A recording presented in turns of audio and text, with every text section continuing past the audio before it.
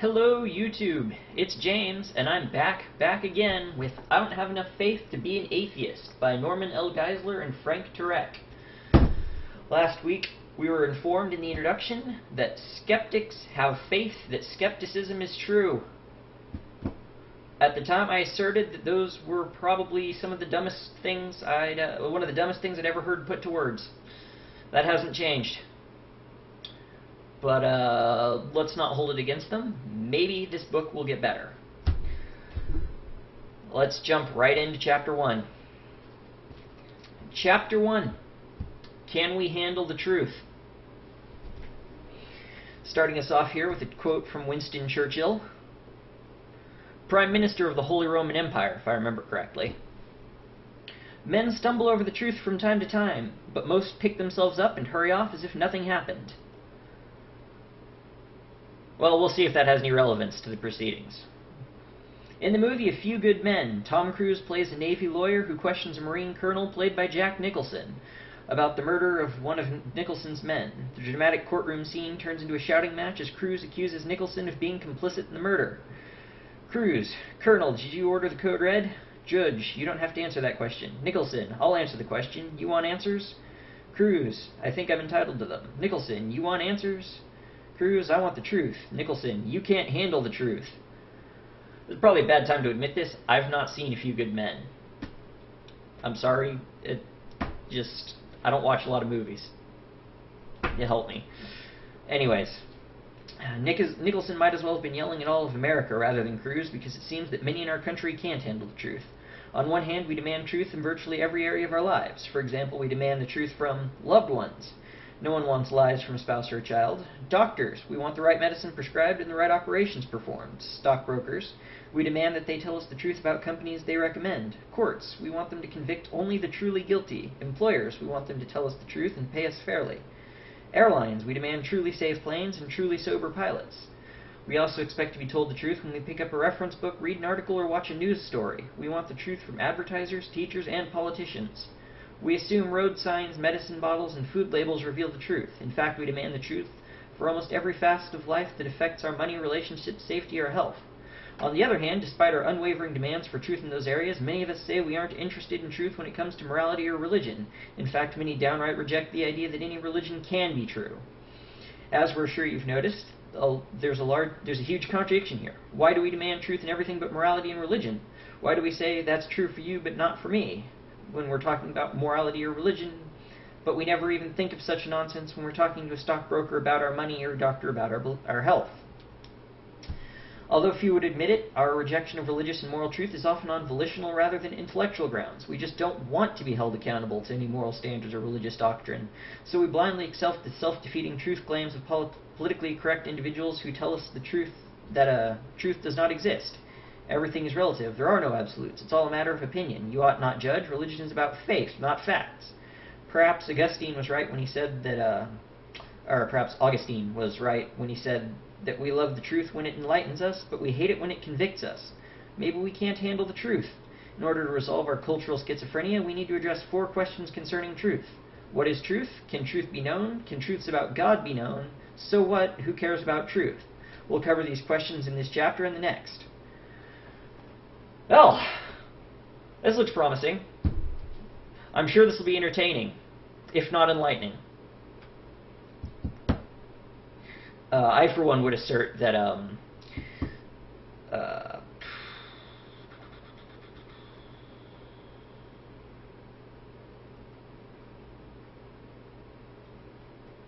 let's not make any assertions yet. Let's get a little further. What is truth?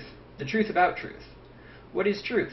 Very simply, truth is telling it like it is. When the Roman governor Pilate asked Jesus, what is truth, nearly 2,000 years ago, he didn't wait for Jesus to respond. Instead, Pilate immediately acted as if he knew at least some truth. Concerning Jesus, he declared, I find no fault in this man. See John 18:38. By exonerating Jesus, Pilate was telling it like it is. Truth can also be defined as that which corresponds to its object, or that which describes an actual state of affairs. Pilate's judgment was true because it matched its object. It described an accurate state of affairs. Jesus really was innocent. Contrary to what is being taught in many public schools, truth is not relative but absolute. If something is true, it's true for all people, at all times, in all places. All truth claims are absolute, narrow, and exclusive. Just think about the claim, everything is true. That's an absolute, narrow, and exclusive claim. It excludes its opposite, i.e. it claims that the statement, everything is not true, is wrong. In fact, all truths exclude their opposites, even religious truths. This became comically clear when a number of years ago I, Norm, debated religious humanist Michael Constantine Kalenda. Of the many atheists I debated, he was one of the few who actually read my book, Christian Apologetics, prior to the debate. When it was his turn to speak, Kalenda held up my book and declared, "These Christians are very narrow-minded people. I read Dr. Geisler's book. Do you know what he believes? He believes that Christianity is true and everything opposed to it is false. These Christians are very narrow-minded people." Well, Kalenda had also written a book which I had read beforehand. It was titled Religion Without God, which is sort of like romance without a... Oh, this is in parentheses, which is sort of like romance without a spouse. Is that attached to the title? I don't think that's attached to the title. That looks like a comment from the author. Sort of like romance without a spouse. I'm not sure how to interpret that. If there's a joke there, I don't get it. Maybe it's going over my head. Maybe it's going under my head. When it was my turn to speak, I held up Kalenda's book and declared, "These humanists are very narrow-minded people. I read Dr. Kalenda's book. Do you know what he believes? He believes that humanism is true and everything opposed to it is false. These humanists are very narrow-minded people." A dick move. I don't know. That sounds really dumb to me. It's like, no, you!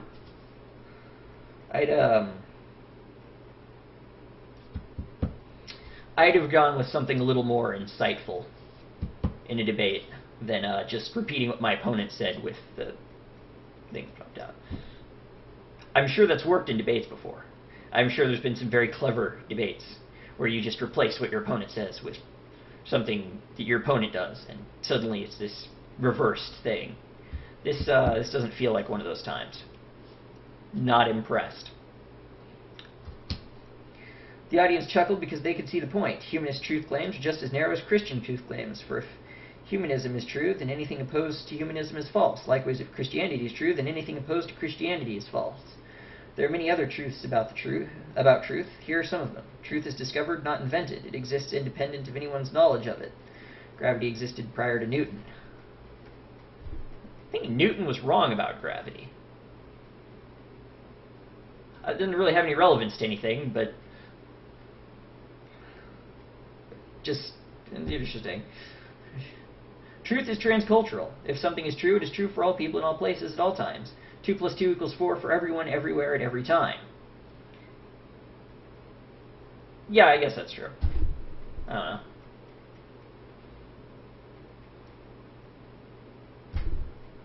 You could do some fun stuff with math, though. What's 2 + 2 in base 3? 2 + 2 in base 3 would be 11, I believe. Yeah.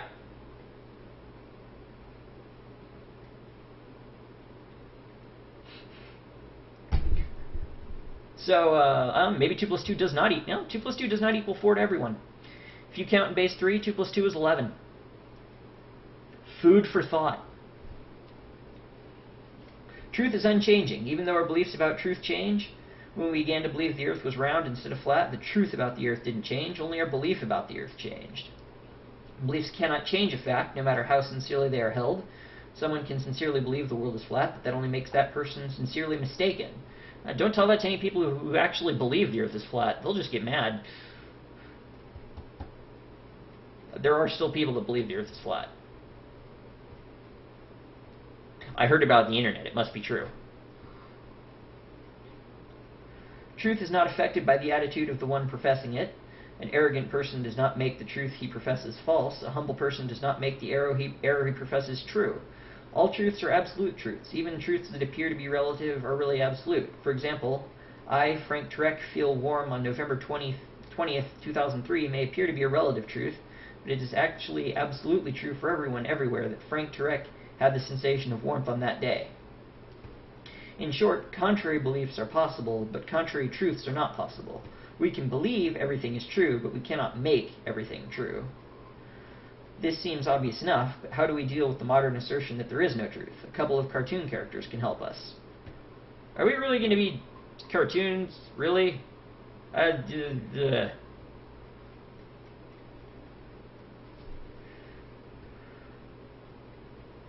isn't going good places. The Roadrunner tactic. If someone said to you, I have one insight for you that absolutely will revolutionize your ability to quickly and clearly identify the false statements and false philosophies that permeate our culture, would you be interested? That's what we're about to do here. In fact, if we had to pick just one thinking ability as the most valuable we've learned in our many years of seminary and postgraduate education, it would be this: how to identify and refute self-defeating statements. An incident from a recent talk radio program will demonstrate what we mean by self-defeating statements. The program's liberal host, Jerry, was taking calls on the subject of morality. After hearing numerous callers boldly claim that a certain moral position was true, one caller blurted out, Jerry, Jerry, there's no such thing as truth. I, Frank, scrambled for the phone and began to dial furiously. Busy, busy, busy. I wanted to get on and say, Jerry, to the guy who said there is no such thing as truth, is that true? I never did get through, and Jerry, of course, agreed with the caller, never realizing that his claim could not possibly be true because it was self-defeating. A self-defeating statement is one that fails to meet its own standard. As we're sure you realize, the caller's statement, there is no truth, claims to be true and thus defeats itself. It's like saying, I can't speak a word in English. If someone ever said that, you obviously would respond, wait a minute, your statement must be false because you just uttered it in English. I wonder if there's any languages that borrow enough from English for that to actually be true. I bet there are. That'd actually be really funny. I wish I knew one just off the top of my head.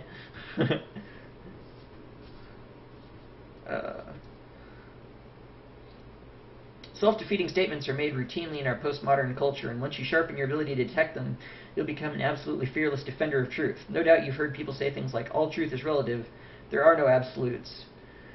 Now you'll be armed to refute such silly statements by simply revealing that they don't meet their own criteria. In other words, by turning a self-defeating statement on itself, you can expose it for the nonsense it is. We call this process of turning a self-defeating statement on itself the Roadrunner tactic, because it reminds us of cartoon characters Roadrunner and Wile E. Coyote. As you may remember from Saturday morning cartoons, the Coyote's one and only quest is to chase down the speedy Roadrunner and make him his evening meal. But the Roadrunner is simply too fast and too smart. Just when the Coyote is gaining ground, the Roadrunner stops short at the cliff's edge, leaving the passing Coyote momentarily suspended in midair, supported by nothing. As soon as the Coyote realizes he has no ground to stand on, he plummets to the valley floor and crashes in a heap. I guess I can see why they chose that. It's a pretty good image. They really are talking about some self-defeating statements there. I've never heard anybody say that, though. All truth is relative and stuff. Well, not in any real serious context of them actually personally believing that. But I digress. Well, that's exactly what the Roadrunner tactic can do to the relativists and postmodernists of our day. It helps them realize that their arguments cannot sustain their own weight. Consequently, they crash to the ground in a heap. This makes you look like a super genius. Let's take the Roadrunner tactic to college to show you what we mean. Makes you look like a super genius. This book is about looking smart, isn't it? I think I talked about that earlier. Anyways. Whew. The Roadrunner goes to college. Oh, ha, ha, ha, ha. That's silly. Roadrunners don't go to school. Roadrunner tactic is especially needed by today's college students. Why? Because if you listen to many of our university professors, they'll tell you that there is no truth. What amazes us is, have these people been to college? What the hell? I've never met anyone that talks like the people they say talk like this. Who did these authors talk to? It's weirding me out. I feel like I'm supposed to be the one they're talking to, but they're not talking to me. What amazes us is that parents all over the world are literally paying thousands of dollars in college tuition so that their sons and daughters can be taught the truth that there is no truth, not to mention other self-defeating postmodern assertions such as all truth is relative, there are no absolutes, and it's true for you but not for me. True for you but not for me may be the mantra of our day, but it's not how the world really works. Try saying that to your bank teller, the police, or the IRS and see how far you get. Who's saying this? I'm confused. I've never met anyone that talks like these postmodernists that they're talking about. I'm frustrated and confused now. They're going off on some random tangent here. They're going off on worse tangents than I do. Of course, these modern mantras are false because they are self-defeating. But for those who still blindly believe them, we have a few questions. If there really is no truth, then why try to learn anything? Why should any student listen to any professor? After all, the professor doesn't have the truth. What's the point of going to school, much less paying for it? And what's the point of obeying the professor's moral prohibitions against cheating on tests or plagiarizing term papers? Ideas have consequences. Good ideas have good consequences, and bad ideas have bad consequences. Indeed, many students realize the implications of these bad postmodern ideas and behave accordingly. If we teach students that there is no right and wrong, why are we surprised when a couple of students gun down their classmates or teenage mother leaves her baby in a trash can? Why should they act right when we teach them that there is no such thing as right? What the hell are they talking about? I feel like they're trying to shock me, but I don't know what they're trying to shock me into doing or thinking. I don't know what's going on here. I'm confused. Post a comment. Tell me if you understand this. I've never met anyone anywhere that thinks like these people are talking about people thinking. C.S. Lewis revealed the absurdity of expecting virtue from people who are taught that no virtue exists. In a sort of ghastly simplicity, we remove the organ and demand the function. We make men without chests and expect of them virtue and enterprise. We laugh at honor and are shocked to find traitors in our midst. We castrate and bid the geldings be fruitful. I don't even know what they're talking about. The truth of the matter is this: false ideas about truth lead to false ideas about life. In many cases, these false ideas give apparent justification for what is really immoral behavior. For if you can kill the concept of truth, then you can kill the concept of any true religion or any true morality. Many in our culture have been attempting to do this. In the past 40 years of religious and moral decline trumpet their success. Unfortunately, religious and moral decline? I don't know about moral decline. The world didn't seem any worse off than it's been at any other point in history. I don't know that you can objectively judge that, but whatever. Yeah, religious decline. I do see religious decline. Not much, but... Maybe religion is just losing popularity because, you know, it's wrong. No, keep an open mind. Gotta.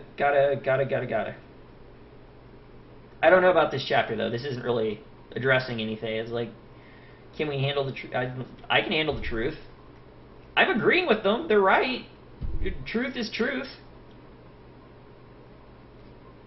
You can't just say everything is relative, because it's not. I probably think a lot more things are relative than they think are relative, but that just comes with the territory. I don't know. I don't get it. I've never met anybody that talks like the people they're talking about, so I certainly don't. Unfortunately, the devastating consequences of their efforts are not just true for them, they are also true for all of us. So truth exists. It cannot be denied. Those who deny truth make the self-defeating truth claim that there is no truth. In this regard, they are a lot like Winnie the Pooh. They answer a knock on the door by saying, "No one is home." Now let's see how the Roadrunner tactic can help us answer the skeptical truth that truth cannot be known. How can truth be known? Knock, knock. Evangelical Christians believe they ought to obey Jesus' command to make disciples of all nations, Matthew 28:19. In order to help Christians carry out this great commission, D. James Kennedy created a door-to-door evangelism technique called evangelism explosion. If you're a Christian, and the evangelism explosion technique allows you to quickly ascertain where a person is spiritually. After introducing yourself, you are to ask questions like these to the person answering the door. 1. Can I ask you a spiritual question? And 2. If you were to die tonight and stand before God, and God were to ask you, "Why should I let you into my heaven?" what would you say? Most people are curious enough to say yes to question 1. If they say, "What do you mean by spiritual question?" you go ahead and ask them the second question. As for the second question, the Evangelism Explosion manual predicts that the non-Christian will usually give the good works answer. You know, something like, "God will accept me because I'm basically a good person. I haven't killed anybody, I go to church, I give to the poor." In that case, the Evangelism Explosion manual tells you to respond with the gospel. literally the good news, that all, including you, have fallen short of God's perfect standard, and no good work can erase the fact that you've already sinned. But the good news is that you can be saved from punishment by trusting in Christ, who was punished in your place. While this technique has been very successful, some non-Christians do not respond to the two questions as expected. For example, one evening I, Norm, decided to take Evangelism Explosion to the streets along with a fellow member of my church. Here's how it went. Knock, knock. Who's there? A man came to the door. I stuck up my hand and said, "Hi, my name is Norm Geisler. This is my partner Ron, and we're from the church at the end of the street." "I'm Don," the man replied, his eyes quickly sizing us up. Immediately I jumped into action with question one. "Don, do you mind if we ask you a spiritual question?" "No, go ahead," Don said boldly, apparently eager to have a Bible thumper for dessert. I laid question two on him. "Don, if you were to die tonight and stand before God, and God were to ask you, 'Why should I let you into my heaven?' what would you say?" Don snapped back. "I'd say to God, 'Why shouldn't you let me into your heaven?'" Gulp, he wasn't supposed to say that. I mean, that answer wasn't in the book. That's kind of a clever answer. I like that. Yeah. That's cute. I like that. After a split second of panic, I offered up a quick prayer and replied, "Don, if we knocked on your door seeking to come into your house, and you said to us, 'Why should I let you into my house?' and we responded, 'Why shouldn't you let us in?' what would you say?" Don pointed his finger at my chest and sternly replied, "I would tell you where to go." I immediately shot back, "That's exactly what God is going to say to you." That's quick and witty. It's kind of fun. Kind of a fun story. Don looked stunned for a second, but then narrowed his eyes and said, "To tell you the truth, I don't believe in God. I'm an atheist." "You're an atheist?" "That's right." "Well, are you absolutely sure there is no God?" I asked him. He paused and said, "Well, no, I'm not absolutely sure. I guess it's possible there might be God." "So you're not really an atheist then? You're an agnostic." "Oh, don't be pedantic. That's not nice." Informative, because an atheist says, "I know there is no God," and an agnostic says, "I don't know whether there is a God." "Yeah, all right, so I guess I'm agnostic then," he admitted. Now, this was real progress. With just one question, we moved from atheism to agnosticism. But I still had to figure out what kind of agnostic Don was. It was pretty clever. The guy's clearly a good talker. I mean, assuming the story's, accurate and true. Mr. Norm Geisler. Good talker. Quick talker. Yeah, so I asked him, "Don, what kind of agnostic are you?"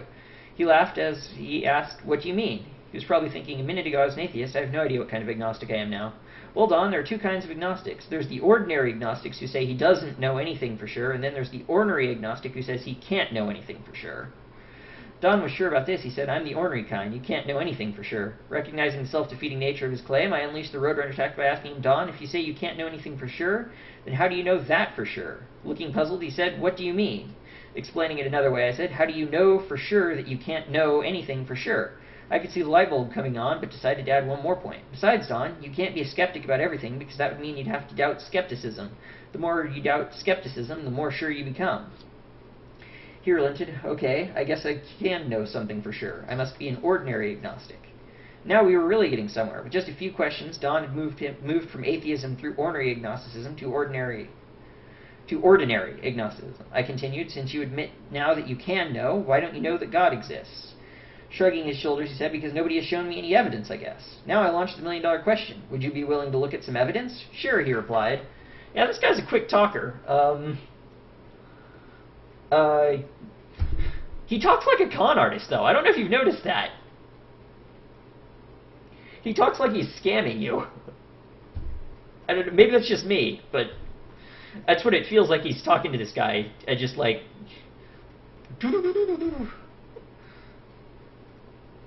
Funny stuff, though. Fun stuff. I was right. This chapter is entertaining me.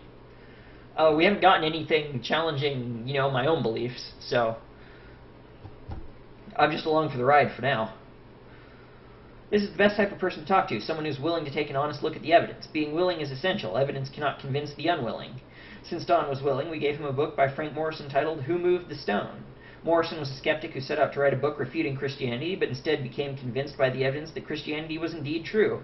In fact, the first chapter of Who Moved the Stone is called The Book That Refused to be Written. We visited Don a short time later. He described the evidence presented by Morrison as very convincing. Several weeks later, in the middle of a study of the Gospel of John, Don accepted Jesus Christ as his personal Lord and Savior. Today, Don is a deacon in a Baptist church near St. Louis, Missouri. Every Sunday morning for years, he's driven the church bus through the local neighborhood to pick up those kids whose parents wouldn't come to church. His ministry has special meaning to me, Norm, because two men like Don, Mr. Coasty and Mr. Sweetland, picked me up in a church bus more than 400 times, every Sunday from when I was 9 until I was 17. I was in a position to accept Christ at 17, largely because of that bus ministry. I guess it's true what they say, what goes around comes around, even if it's just the Sunday school bus. Whew! We're really booking through here. I'm not stopping to comment as much. I don't have as much. They aren't making as, broad assertions and stuff as they were in the introduction, obviously. And like I said, they're not talking about anything that challenges my own personal beliefs. They're just talking about truth is truth and things can be true, which, I've already said, I have faith that you can find the truth and things can be true, because otherwise you can't function as a human being if you don't just assume that there's truth. It's just how it works. You can't. You can sit in your philosophical armchair and say, you can't know anything for certain. But once you step out into the world, you have to act like you can know things for certain, at the very least. So yeah, I already work off the assumption that things are true. So we're gonna book through here. We're booking through the book. Can all religions be true? The moral of the evangelism explosion story is that complete agnosticism or skepticism is self-defeating. Agnostics and skeptics make the truth claim that truth claims cannot be made. They say truth can't be known, but then claim that their view is true. You can't have it both ways. So we've established that truth can be known. In fact, it's undeniable. But so what? Can't all religions be true? Unfortunately, it's not just the secular world that's confused about this question. Even some church pastors have trouble with it. I don't really have trouble with it. Have you read anything about different religions? They're usually, incredibly contradictory. They're remotely same. Those people who claim that, religions are all just facets of the same thing are just I don't know. I don't like them. I don't like those reconciliatory people. I don't know that I dislike them as much as, obviously some fundamentalist Christians probably do, but it didn't sit well with me because,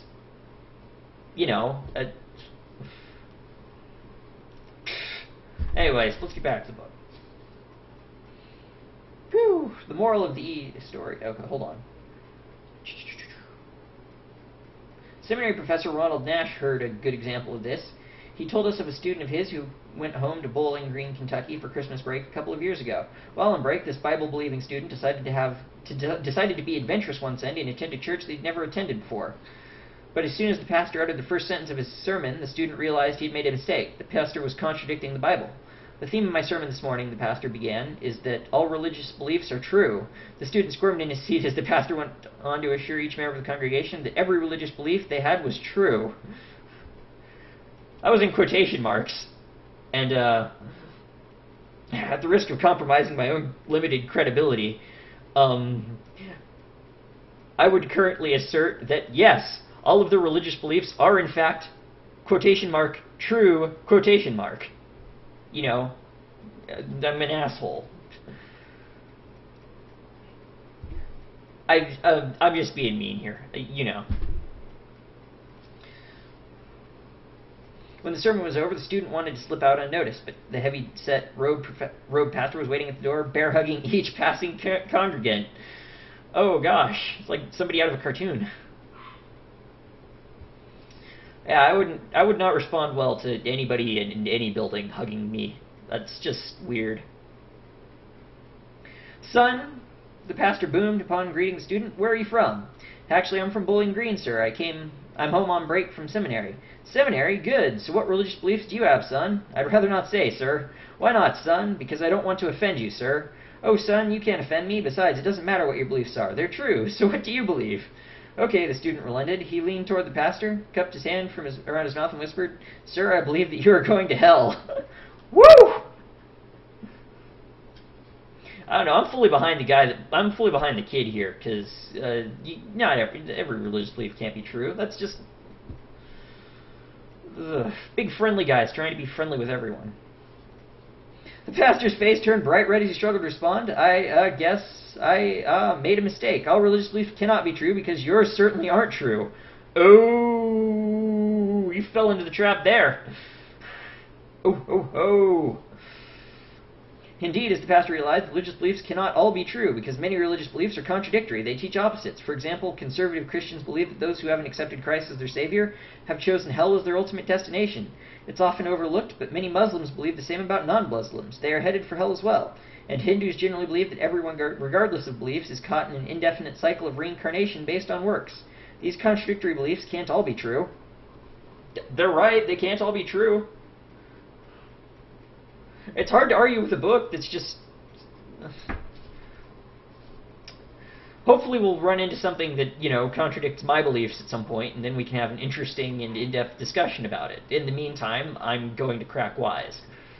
In fact, world religions have more contradictory beliefs than complementary ones. The notion that all religions teach basically the same thing, that we ought to love one another, demonstrates a serious misunderstanding of world religions. Indeed it does!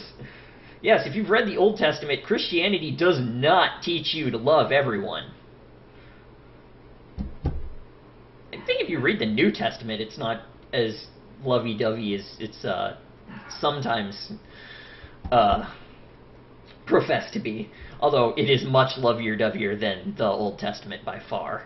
That is certainly true.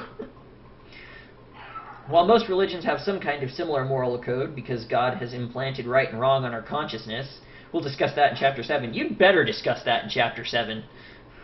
I want to talk about that. They disagree on virtually every major issue, including the nature of God, the nature of man, sin, salvation, heaven, hell, and creation. Think about it. The nature of God, the nature of man, sin, salvation, heaven, hell, and creation. Those are biggies. Here are a few of those big differences. Jews, Christians, and Muslims believe in different versions of a theistic God, while most Hindus and New Agers believe everything that exists is part of an impersonal pantheistic force they call God. Many Hindus believe that evil is a complete illusion, while Christians, Muslims, and Jews believe that evil is real.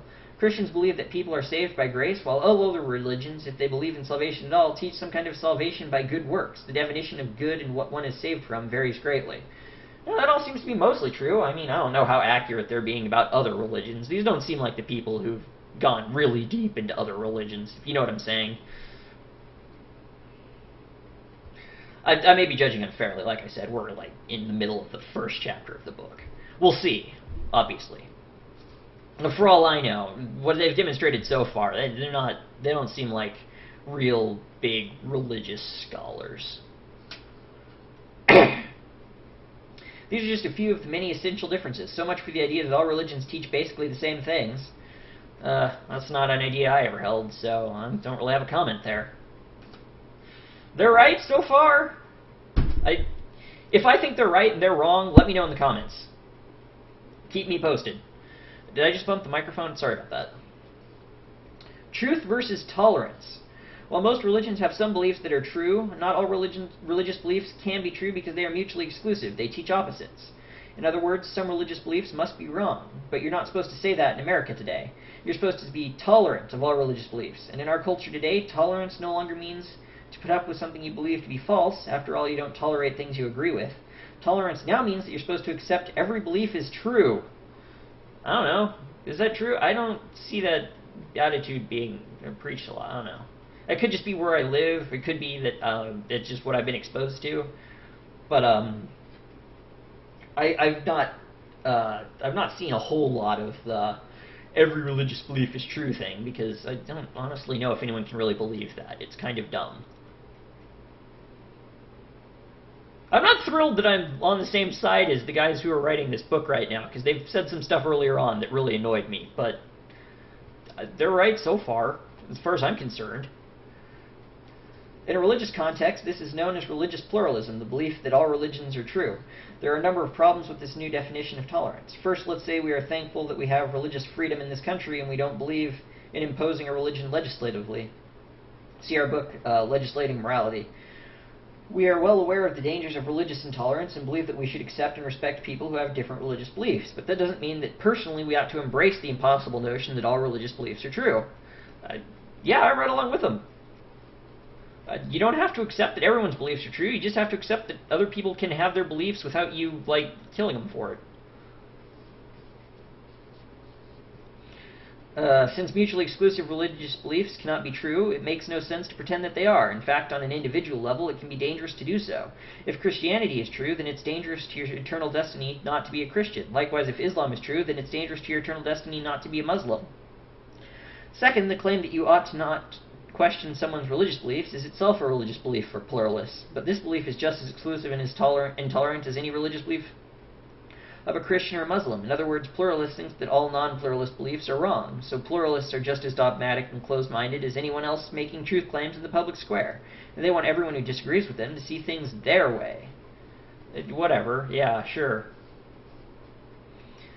This seems really, it's like, this so far is just a book against, like, pluralists and stuff, not atheists. I don't know. I don't have a good feeling about this book. I mean, you saw my reaction to a lot of stuff in the introduction. I was rendered speechless at one point by their claim that skeptics have faith that skepticism is true. Oh, no. It was followed by agnostics have faith that agnosticism is true. I didn't even have I still don't have a response to that. That's the dumbest thing I've ever heard in my life. Probably.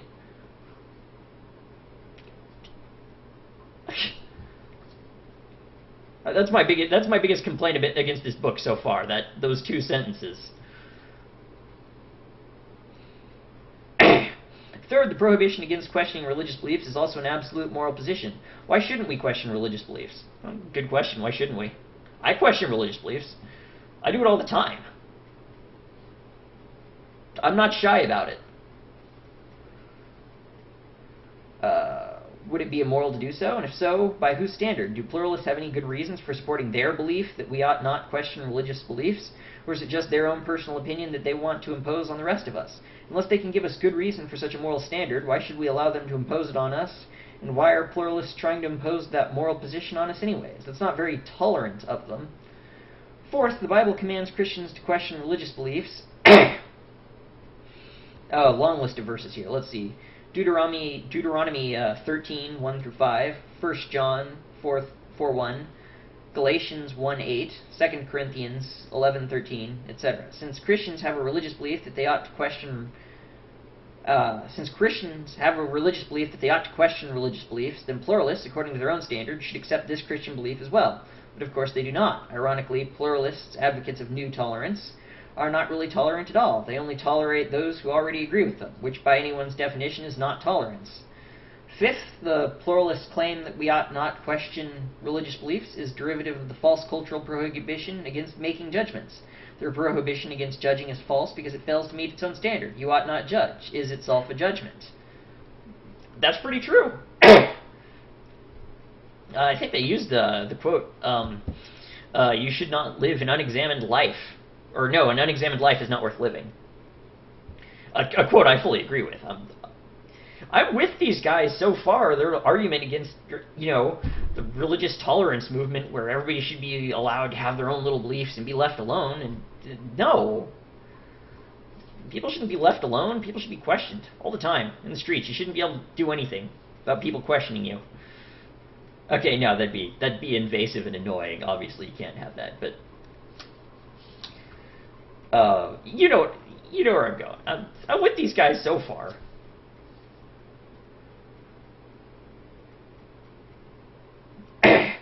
Pluralists misinterpret Jesus' comments on judging.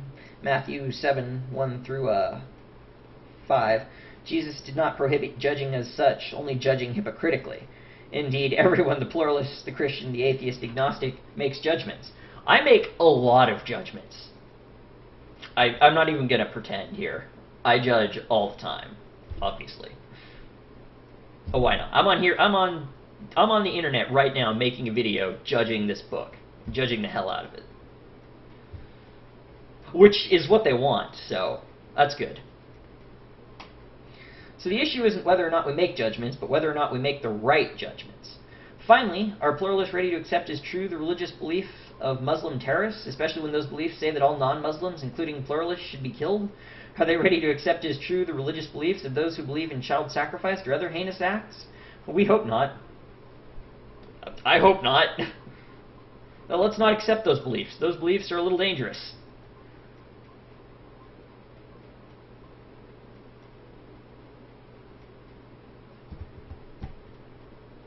I'm sorry, I don't like it when they talk about religion and killing kids. Some stuff is just bad, you know? I think I bumped the mic again. Sorry, guys. It's right over here, just off screen, and when I do my wild hand gesture, I just hit it again and it almost fell over. I'm so sorry. I may edit that out. While we should respect the rights of others to believe what they want, we are foolish and maybe even unloving to tacitly accept every religious belief is true. Why is this unloving? Because if Christianity is true, then it would be unloving to suggest to anyone that their opposing religious beliefs are true as well. Affirming such error might keep them on the road to damnation. Instead, if Christianity is true, we ought to kindly tell them the truth, because only the truth can set them free. I'm still with them. If Christianity is true, you have a friggin' duty to go out and try and convert people to Christianity, because otherwise they're going to suffer. I don't hold with any Christian belief, with a lot of Christian beliefs. I don't hold with Christianity. I don't believe God exists, and I believe that even if he did, he's not a very good God. But I do respect Christians who minister and teach what they really believe, because if they're right, they're saving people from damnation, and that's what they should be doing. Right? It's their duty. Believe me, if I really believed, if I was a Christian, I would be out preaching and proselytizing and telling everybody. I'd be helping people. Because that's what you need to do. I don't. I believe that I should be trying to turn people away from Christianity, and I try and do that whenever possible. But, I digress. Once I was blind, but now I see. What does the vast plurality of religious beliefs tell us about truth in religion? What does the vast plurality of religious beliefs tell us about truth in religion? At first glance, it might appear that the existence of so many contradictory beliefs just reinforces the elephant parable we mentioned in the introduction, namely that the truth in religion cannot be known. But exactly the opposite is the case. To refresh your memory, in this parable, an elephant is being examined by 6 blind men. Each man feels a different part of the elephant and thus reaches a different conclusion about the object in front of him. One grabs the tusks and says, "This is a spear." Another holds the trunk and says, "This is a snake." One hugging the leg claims, "This is a tree." The blind man holding the tail thinks, "I have a rope." The one feeling the ear believes, "This is a fan." And the one leaning on the elephant's side is certain, "This is a wall." They forgot the 7th blind man who goes to the other 6 blind men and tells them to stop screwing around with whatever it is they've got and get back to the village to help people. That's my rebuttal to that parable. Stupid thought experiment. Fucking metaphors. Metaphors are almost always terrible. This is a terrible metaphor. These blind men are said to represent world religions because each come to a different conclusion about what they are sensing. Like each blind man, we are told no one religion has the truth. Religious truth is relative to the individual. Subjective, not objective. That's actually a really patient elephant. You'd think it'd just kill all of them. That could be its own metaphor for religion, I'm sure. This may seem persuasive until you ask yourself one question. What's the perspective of the one telling the parable? Let's see the one telling the parable. He appears to have an objective perspective of the entire proceeding because he can see that the blind men are mistaken. Yeah! A terrible parable. It doesn't fucking make no sense. Exactly. In fact, he wouldn't know that the blind men were wrong unless he had an objective perspective of what was right. So if the person telling the parable can have an objective perspective, then why can't the blind men? They could. If the blind men suddenly could see, they too would realize that they were originally mistaken. That's really an elephant in front of them and not a wall, fan, or rope.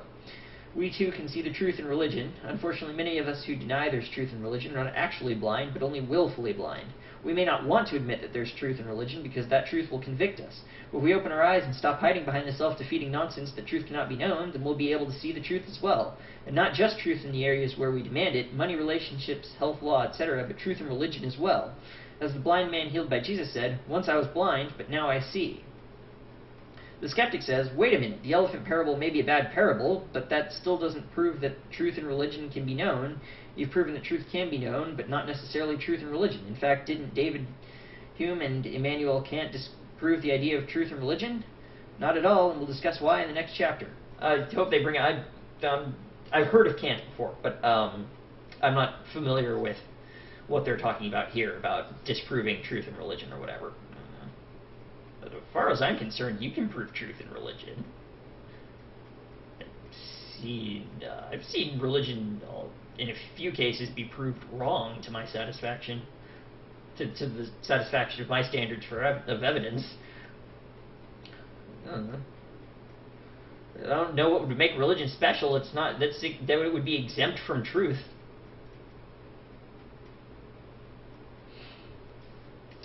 Summary. Despite the relativism that emanates from our culture, truth is absolute, exclusive, and knowable. To deny absolute truth and its knowability is self-defeating.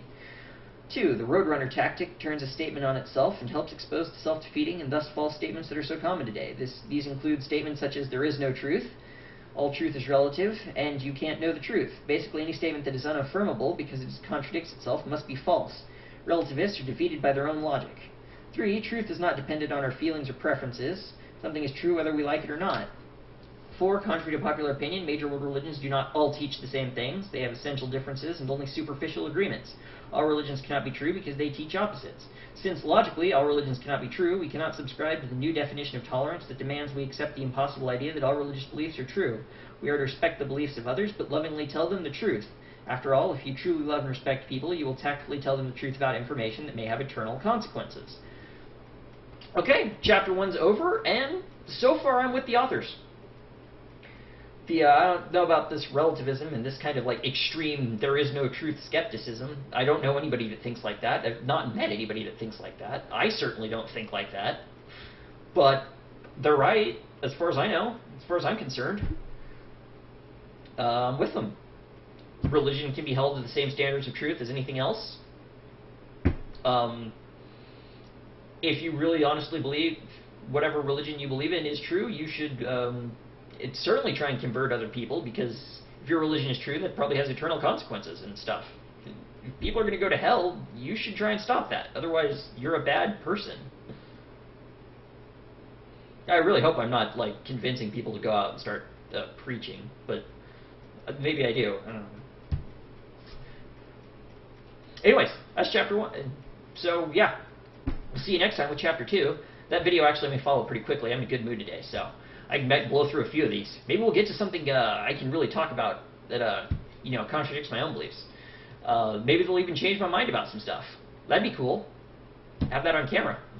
I don't know how many people actually have documented evidence of their mind changing, but nice to have.